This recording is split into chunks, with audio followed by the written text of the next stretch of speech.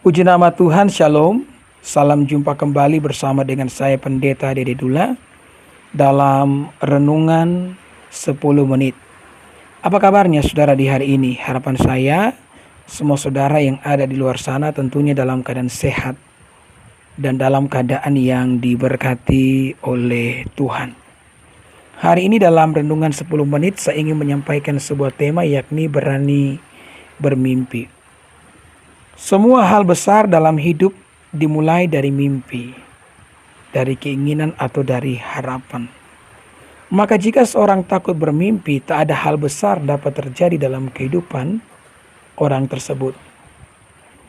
Amsal pasal 23 ayat 18 mengatakan, karena masa depan sungguh ada dan harapanmu tidak akan hilang. Saya percaya ayat ini adalah bentuk dorongan dari Tuhan kepada kita, agar di dalam menjalani kehidupan ini kita harus menjalaninya dengan harapan, dengan berani percaya atau berani memimpikan perkara-perkara besar untuk terjadi di dalam kehidupan setiap kita.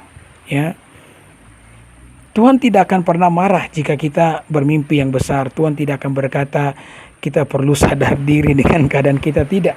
Karena saya membaca Alkitab, Yesus ketika berjalan di atas air, saudara ingat cerita itu, murid-murid ketakutan karena mereka pikirkan itu hantu. Ya mungkin kita pun kalau ada di perahu yang sama dengan murid-murid yang sementara berjuang melawan badai, tiba-tiba di balik kabutnya badai muncul sosok yang berjalan di atas air. Mungkin kita pun akan berteriak itu hantu. Tetapi Yesus pun menenangkan mereka sambil berkata, tenang, ini aku. Nah, ada sebuah momen yang membuat saya terpukau dan percaya bahwa Allah itu mau kita melakukan perkara besar, bermimpi yang besar. Di mana Petrus ngomong kepada makhluk yang mereka panggil hantu itu yang berjalan di atas air. Petrus berkata, jika engkau Yesus, guru yang saya layani, suruhlah saya berjalan di atas air. Bagi Petrus bahwa Yesus gurunya mampu melakukan segala perkara. Karena Petrus sudah melihat bagaimana Yesus membangkitkan orang mati, menyembuhkan orang sakit. Dan bagi Petrus, kalau Yesus mampu juga menyuruh dia berjalan di atas air. Ya, jadi ujian atas ketuhanan Yesus adalah mujizatnya. Dan Petrus percayakan hal itu. Dan ketika Petrus berkata, kalau engkau benar Yesus yang saya layani, suruh saya berjalan di atas air. Dan Yesus berkata apa? Mari, datanglah. Dalam hal ini Yesus tidak marah, tidak tersinggung kepada Petrus, ya. Yesus tidak berkata bahwa yang bisa berjalan di atas air cuman saya, kalau kamu tidak boleh. Tidak, ya. Tetapi Yesus pun dengan tangan yang terbuka mengajak Petrus untuk berjalan di atas air. Dari sini Bapak Ibu, saya percaya dan mengerti baik bahwa Tuhan mau kita sebagai pengikutnya, orang yang percaya kepadanya, berani bermimpi yang besar, ya, dan melakukan perkara-perkara yang besar. Itulah sebabnya dalam menjalani mimpi kita tidak boleh mengukur mimpi kita dengan keadaan yang sekarang. Karena keadaan bisa berubah. Mungkin hari ini kita penuh dengan keterbatasan. Kita terlahir dari keluarga yang sederhana. Dan engkau berkata, pendeta, dengan keadaan yang sekarang saya terlalu malu untuk bermimpi yang besar. Saya terlalu insecure dengan keadaan saya. Saudaraku, jika kita dapat membayangkan mimpi kita, maka percaya kita dapat meraihnya. Beberapa orang besar yang kita kenal di hari ini, tadinya mereka itu bukan siapa-siapa. Mereka juga berasal dari keluarga yang sederhana. Yesus bahkan memberikan teladan bagi kita. Ketika Yesus lahir ke dalam dunia, dia tidak memilih lahir di kerajaan. Dia tidak memilih lahir menjadi anak seorang raja. Dia lahir di kandang domba, di atas palungan, dan dia anak dari seorang tukang kayu. Yesus memiliki awal hidup yang benar-benar sederhana, bahkan awal hidup yang benar-benar miskin. Tetapi Yesus menunjukkan kepada kita, walaupun awal hidupnya seperti itu, Yesus menjalani kehidupan yang besar. Nah, kalau kita menjadikan Yesus sebagai pedoman kita, maka kita juga harus mengikuti langkah kehidupannya, di mana kita tidak menjadi keadaan yang sekarang. Ya, kita tidak mengizinkan, di mana kita tidak mengizinkan keadaan yang sekarang membatasi semua mimpi-mimpi kita. Jangan lagi menjadi insecure dengan keadaanmu yang sekarang. Percayalah bahwa Dia Tuhan itu yang mampu mengubah keadaan. Bahkan saya membaca Alkitab bahwa Tuhan itu juga mampu mengubah, memberkati hal kecil jadi hal besar kan. Yesus memberi makan 5.000 orang dari apa? Dari 5 ketur roti dan 2 ekor ikan yang dilipat gandakan. Bagi murid-murid 5 ketur roti dan 2 ekor ikan ini tidak ada apa-apanya bagi 5.000 laki-laki bersama istri dan anak-anak yang lagi kelaparan. Ya, tetapi ketika hal itu diserahkan kepada Tuhan, 5 ketur roti dan 2 ekor ikan diserahkan ke dalam tangan Tuhan, Tuhan melipat gandakan itu sehingga mengenyangkan ribuan orang yang hadir mendengarkan Yesus berkhotbah. Bukankah bagi Yesus, bagi Allah tidak menjadi persoalan seberapa besar yang kita miliki hari ini? Ya, seberapa kacau keadaan kita di hari ini. Bagi Allah hal itu tidak pernah menjadi masalah. Selagi engkau berani bermimpi, berani percaya, maka saya sungguh percaya kebaikan yang besar dapat terjadi di dalam kehidupan saudara. Bermimpilah yang tinggi, jangan takut gagal, ya, karena kegagalan itu biasa. Sebab yang wajib itu bukan berhasil, saudara, melainkan berusaha.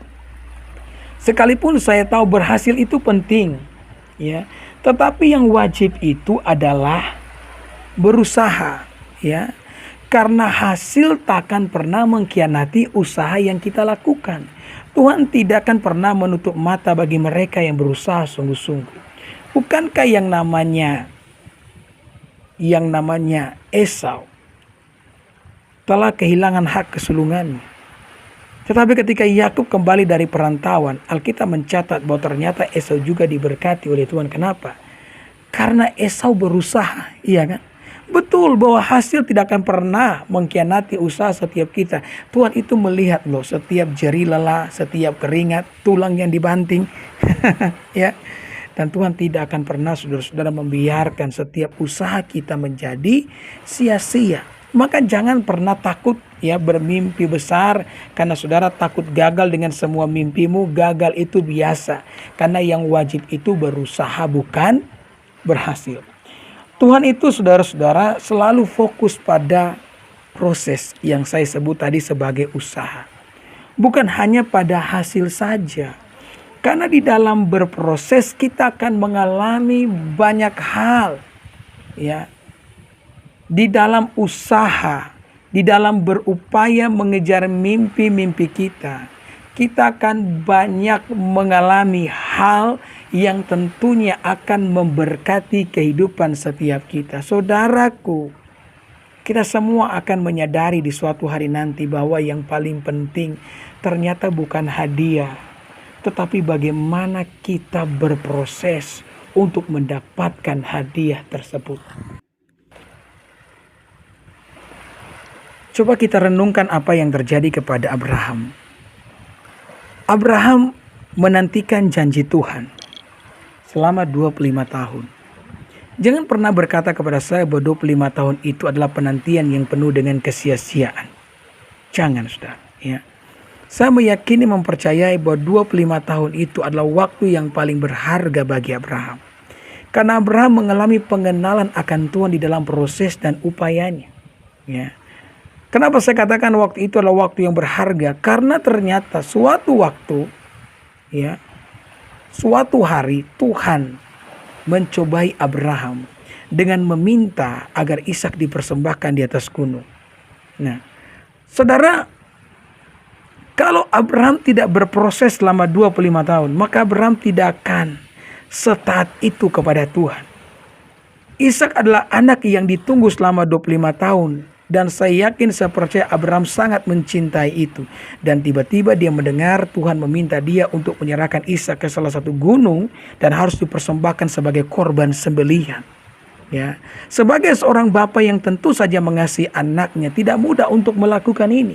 Tetapi puji Tuhan, Abraham telah berproses dengan Tuhan selama 25 tahun. Sehingga Abraham benar-benar mengalami pengenalan akan Tuhan sebegitu dalamnya.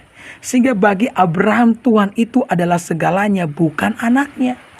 Sehingga dengan semuanya itu dia mampu dengan iman membawa Ishak di atas gunung, ke atas gunung yang ditunjuk oleh Tuhan, dan mempersembahkan Ishak di sana. Ya, tapi puji Tuhan, pada akhirnya Tuhan pun menampakkan diri kepada Abraham dan berkata, jangan lakukan itu, karena saya sudah melihat bahwa ternyata engkau memiliki iman yang besar kepadaku. Abraham mampu melakukan itu. Kenapa?